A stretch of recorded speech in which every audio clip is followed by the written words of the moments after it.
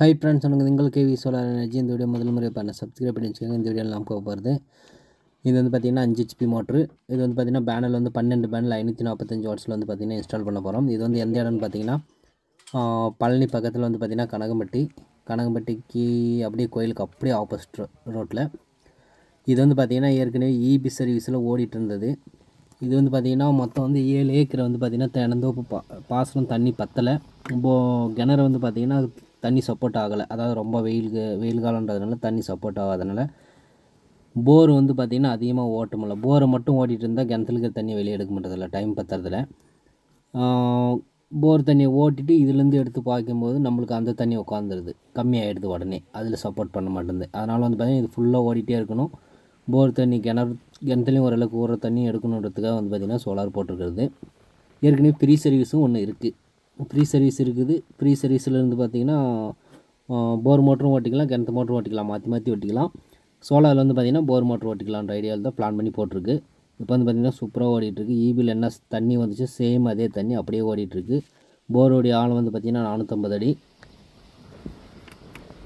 போர் வந்து பார்த்திங்கன்னா அந்தாட்ட ஒரு 350-400 அடி லாங்கிலேருந்து தண்ணி போர் அங்கே இருக்குது.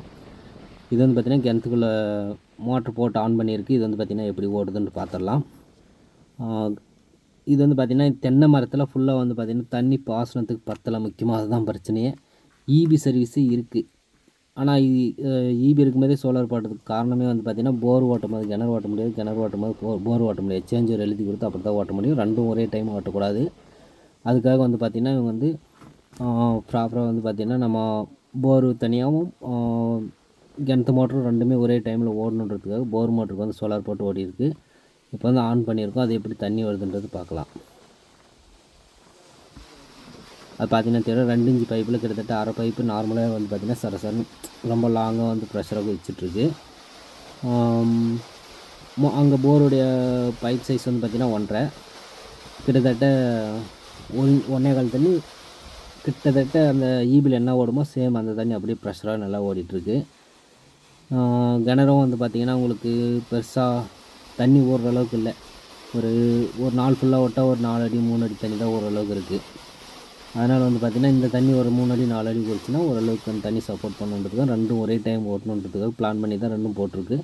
சூப்பராக ஓடிட்டுருக்கு. இதேமாதிரி உங்களுக்கு 3 HP 5 HP 7 HP 10 HP இந்த மாதிரி ஏதாச்சும் வேணால் கால் பண்ணுங்கள். தமிழ்நாடு முழுவதும் இன்ஸ்டால் பண்ணி தரோம்.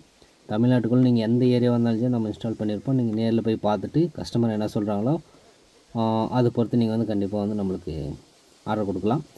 இந்த சேனல் உங்களுக்கு பிடிச்சிருந்தா ஒரு சப்ஸ்கிரைப் ஒரு லைக் பண்ணிக்கோங்க. நெக்ஸ்ட் வீடியோவில் சந்திப்போம். ஓகே, பாய்.